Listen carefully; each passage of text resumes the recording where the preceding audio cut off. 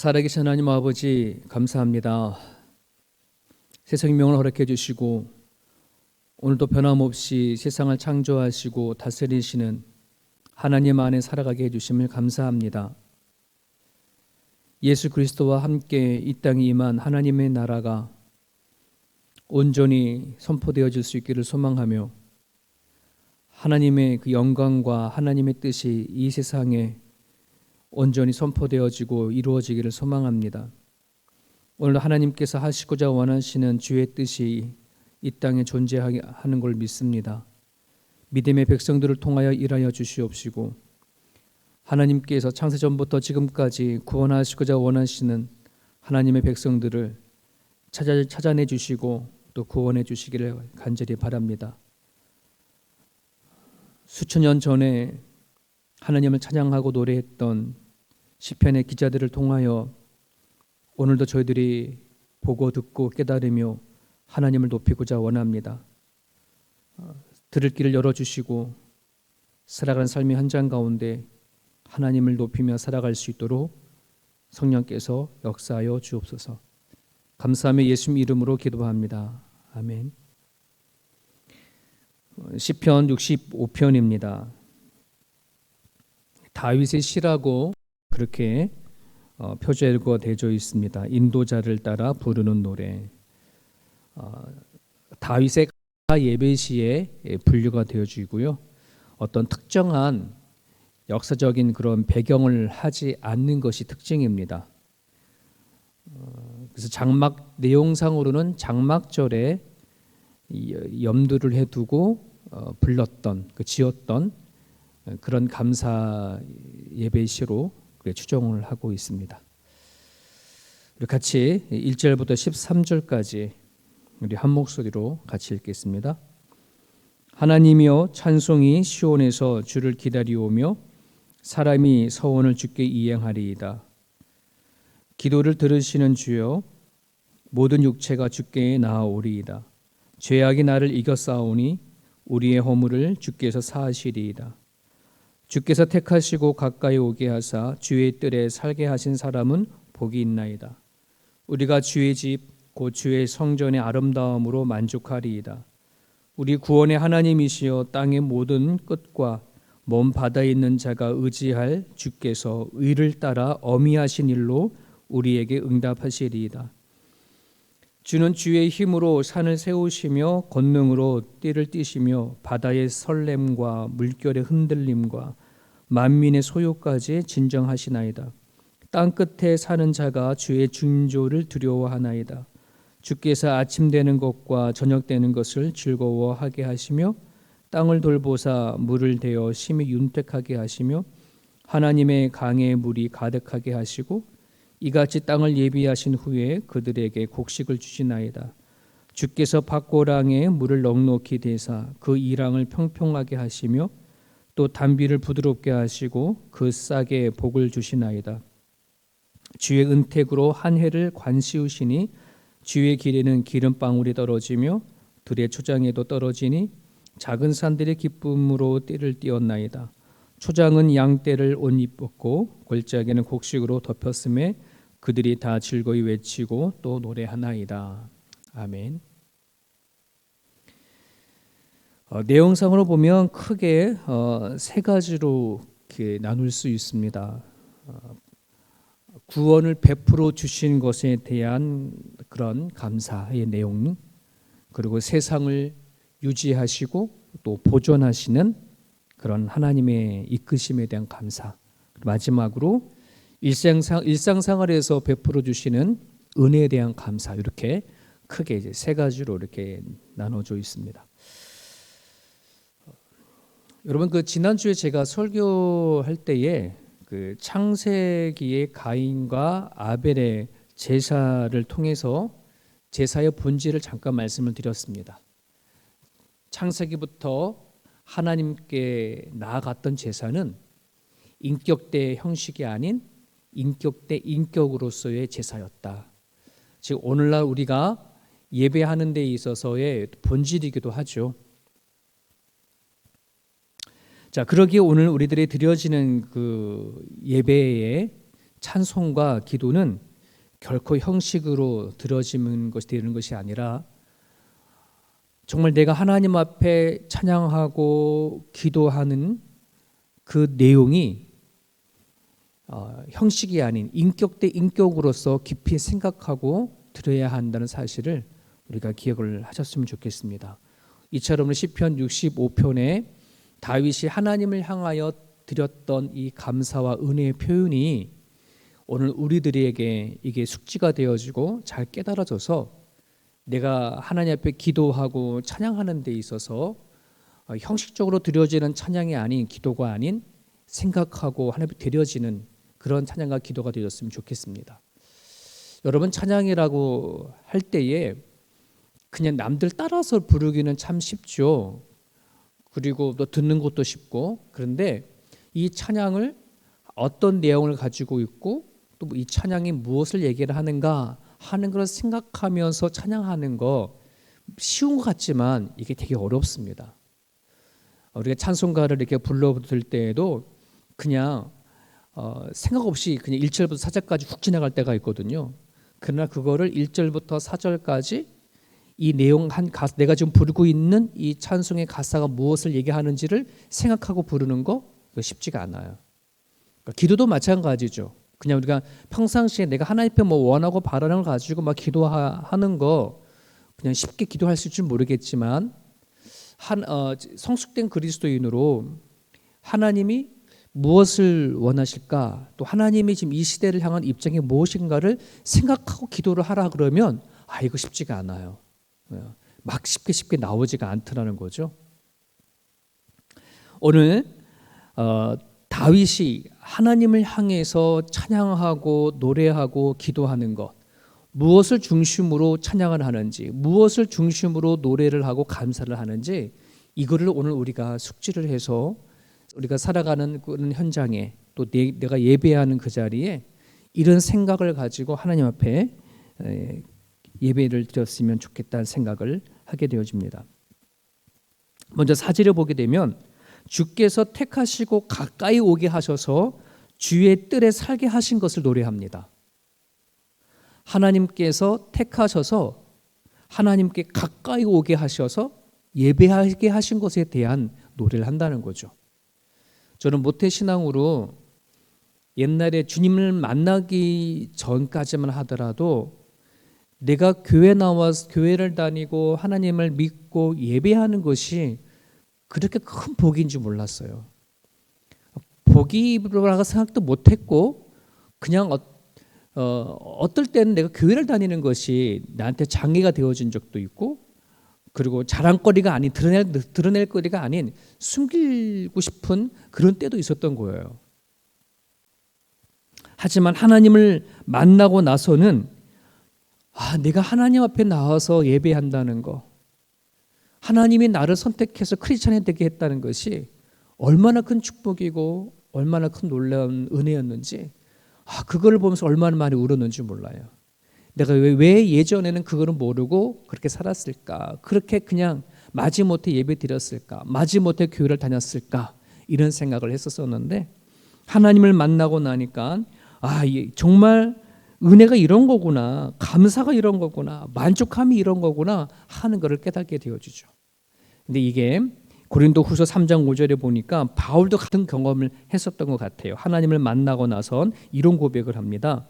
무슨 일이든지 우리에게 난 것이 생각하여 스스로 만족할 것이 아니라 우리의 만족은 오직 하나님께로 났느니라라고 하는 고백을 해요. 바울이 하나님을 만나고 나서 세상에서 얻지 못했던 그 만족을 하나님을 통해서 얻어짐으로 인해서 정말 그가 느끼는 그 만족이 하나님께서 온 거구나, 내가 하나님을 알지 못했었을 때와 하나님을 알고 나섰을 때에 자기가 채워지는 걸 경험했다는 거죠. 여러분, 이런 마음이 있어야 정말 우리가 찬양하고 기도하더라도 진정성 있는 그런 찬양과 기도가 되어지지 않나 생각이 되어집니다.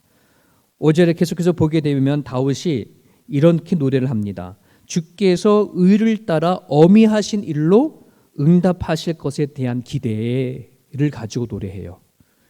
여기서 말하는 어미하신 일이 뭔가, 그러니까 원어를 찾아보니까 두렵고 경이로운 일이라고 되어 있어요. 두렵고 경이로운 일. 그게 뭔가?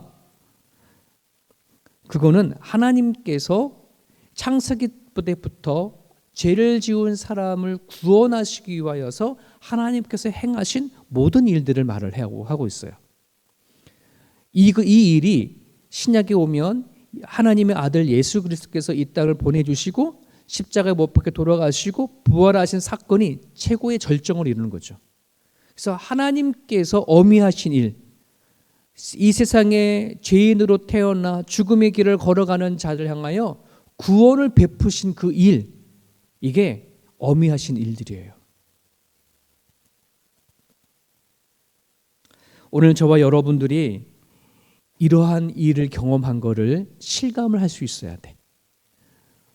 내가 어떻게 태어나서 어떤 길을 살고 또 내가 어떤 상황 속에서 하나님의 부름을 받아 구원을 얻게 되어졌는지, 내가 받은 구원이 어떤 구원인지에 대한 이 실감이 있어져야 정말 우리가 드려지는 찬양과 기도가 형식이 아닌 정말 인격 대 인격으로 드려지지 않나 하는 생각을 해보게 되어집니다. 며칠 전에 어머니랑 한국에 통화를 하면서 어머님이 그러셨어요. 너무나도 이게 상황이 힘들고 막 그러니까 새벽 아침에 일어나서 하나님 앞에 기도를 하면서 이런 생각을 해봤다 그래요.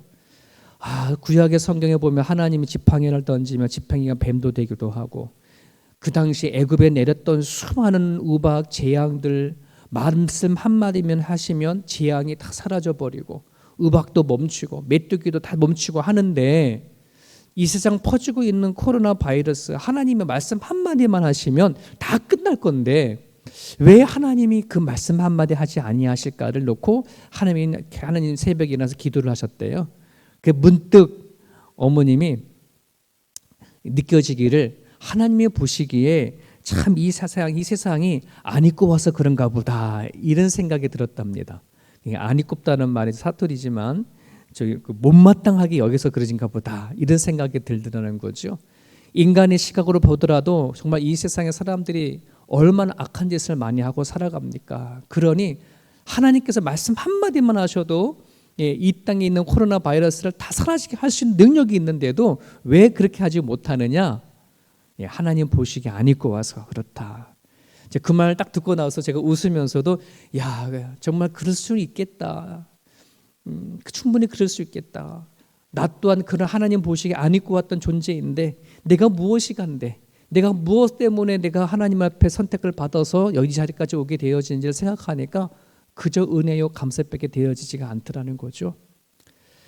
여러분, 하나님이 우리를 선택하시고 가까이 하심을 생각하시고 찬양하시고 기도하는 시간 됐으면 좋겠습니다. 여러분, 6절에서부터 8절까지는 하나님이 만물을 지으시고 세상을 유지하시고 보존하시는 것에 대한 감사하며 찬양을 합니다. 그래서 하나님이 산을 만드시고 그 산을 견고히 지키시고 요동치는 바다의 물결을 잠잠하게 하시고 인간의 모든 혼란과 소유를 제어하시는 하나님을 찬양하고 있어요. 여러분, 가지고 있는 모바일 폰을 가지고 한번 여러분들이 전 세계에 일어나고 있는 자연재해를 한번 서치를 해보세요. 얼마나 많은 사람들이 지금 이 시간에 이 시대에 자연재해로 인해서 죽어가는지 말이죠. 1년에 일어날까 말까 하는 일들이 하루를 멀다 하고 계속해서 일어나요. 그 일어나는 길을 쫙 열거해 보면 이런 거예요. 폭염, 가뭄, 산불, 홍수, 지진, 산사태, 싱크홀, 우박, 벼락, 화산, 허리케인, 여기에 전염병까지. 이 모든 일들이 동시다발적으로 현재 일어나요. 그냥 한번 일어나고 이러는 게 아니라 전 세계에 지금 일어나고 있는 일들이에요. 오늘 시편에 보면 다윗은 세상을 다스리시고 보존하시고 지키시는 모든 것을 주의 징조다라고 표현하고 있어요. 징조, 표시라는 말입니다. 가인이 아벨을 죽인 다음에 자기가 사람들 앞에 죽임을 당할까 봐 하나님 나한테 표 좀 주세요라고 하셨을 때 그 표라는 단어는 똑같은 표시예요. 징조라는 말. 하나님은요, 이 세상을 멸망시키는 분이 아닙니다. 하나님은 만약에 이 세상이 멸망당한다고 하면 하나님의 탓이 아니라 인간의 탓이에요. 하나님은 이 세상을 정말 창세기 1장을 우리가 보아서 알지만 너무나 아름답게 지으시고 지을 때마다 만족하셨다 할 정도로 하나님은 이 세상을 너무나 아름답게 지으셨어요. 멸망시키시는 분이 아니에요. 노아의 방주 사건을 보더라도 세상에 물이 잠긴 것은 인간의 탓으로 인한 하나님 작정하심인 것이지 인간이 문제가 없는데 그렇게 하신 거 아니지 않습니까? 하나님은 세상을 세우시는 분입니다. 세상에 주려는 것은 재앙이 아니라 평안이라고 말씀하세요. 그럼에도 불구하고 세상이 걷잡을 수 없이 이런 지경이 되어지는 것은 하나님께서 일부러 하시는 것이 아니라 인간의 문제라는 사실을 우리는 기억을 하셔야 합니다. 그래서 우리는 기도할 때에 하나님, 우리가 이 잘못해서 이 지경에 되었사오니 주의 징조를 보여주십시오. 주의 징조, 하나님이 다스리시고 세우시고 지키시고 보존하시는 그 징조를 우리에게 보여주십시오 라고 그렇게 기도해야 합니다. 단순히 자연재해로 몰아갈 것이 아니라 하나님께 더욱 찾고 구하고 두드리고 우리들의 문제를 가지고 나아가 용서를 구하고 하나님의 징조를 우리에게 허락하셔서 하나님, 여전히 이 세상 하나님이 지으신 세상이 오니 보존하여 주십시오. 지켜주십시오. 그 기도를 우리가 이 아침에 드렸으면 좋겠습니다. 다윗은 9절부터 13절까지 일상생활에서의 은혜를 또한 일상생활 속에 베풀어 주신 은혜를 감사하고 찬양하는 내용이 나옵니다. 땅을 갈고 밭고랑을 만들고 씨앗을 뿌리는 것이 인간의 노력이고 인간이 할 수 있는 것이라면 하나님은 땅을 돌보고 밭고랑에 물을 대시고 씨앗을 틔우고 곡식을 맺게 하시는 분이 하나님이라는 거예요. 여러분, 이것이요 은혜의 관계예요. 창세기에 우리가 늘 공부하고 있지만 우리 하나님이 이 세상을 지으시고 우리 인간에게 부탁하신 것이 있어요.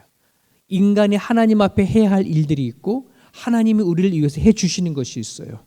이게 서로의 은혜의 관계예요. 이것을 알고 살아가는 것이 정말 진정한 복이고 축복인 것을 여러분 깨닫게 알기를 바랍니다. 하나님을 알지 못하는 사람들은 이 관계를 몰라요. 이 은혜의 관계가 없어요. 그냥 본인이 다 하는 거예요. 자기가 혼자 다 땅도 갈고 밭고랑도 하고 씨앗도 뿌리고 본인이 마치 곡식을 맺게 만드는 것처럼 그렇게 살아가는 거죠. 본인이 다 하는 것으로. 여러분, 인생을 살아갈 때의 진정한 기쁨과 행복과 만족함은 이 세상을 창조하시고 다스리시는 하나님과 은혜의 관계가 되어져서 우리 일들은 우리가 하고 하나님께서 해주시는 것은 하나님께서 해주시는 것을 인정하고 이 관계가 아름답게 이루어져 가는 것, 여기 안에서 맛볼 수 있는 것이 진정한 행복이고 기쁨이고 만족이라는 사실을 우리가 기억을 하셨으면 좋겠습니다. 우리가 불러야 노래는 이거예요. 우리가 이 시대에 하나님 앞에 나아가서 찬양할 것은 이런 거라는 것을 여러분 기억하셨으면 좋겠습니다. 복음송가 중에 행복이라고 하는 복음송가 있어요. 예전에 우리 예배 시간에도 불렀던 찬양인데 그 가사를 보면 눈물 날 일이 많지만 기도할 수 있는 거, 억울한 일 많으나 주를 위해 참는 거, 비록 짧은 작은 삶, 주 뜻대로 사는 것, 이것이 나의 행복이라고 되어 있죠. 세상을 창조하시고 심판자이신 하나님의 뜻대로 살 수 있는 삶이라면 이것이 정말 행복하고 이것이 정말 큰 은혜임을 여러분이 깨달으실 때에 정말 우리가 부르는 찬양과 드리는 그 기도가 예배가 형식이 아닌 인격으로서의 예배를 드릴 수 있을 줄 믿습니다. 이 아침 여러분들이 기도하여 주실 때에 하나님의 택하심을 받고 예배할 수 있는 존재가 되게 해주신 것을 감사하며 기도할 수 있기를 바라고요. 코로나로 병든 이 세상을 하나님 주의 징조를 보내주시고 나타내 주셔서 치료하시고 회복해 달라고 기도해 주셨으면 좋겠습니다. 마지막 하나 더 하나님의 은혜 속에 만족하고 행복한 삶이라는 것을 인정하고 노래할 수 있는 그런 우리들의 모습이 되어질 수 있기를 이 아침에 기도해 주시길 바랍니다. 기도하겠습니다.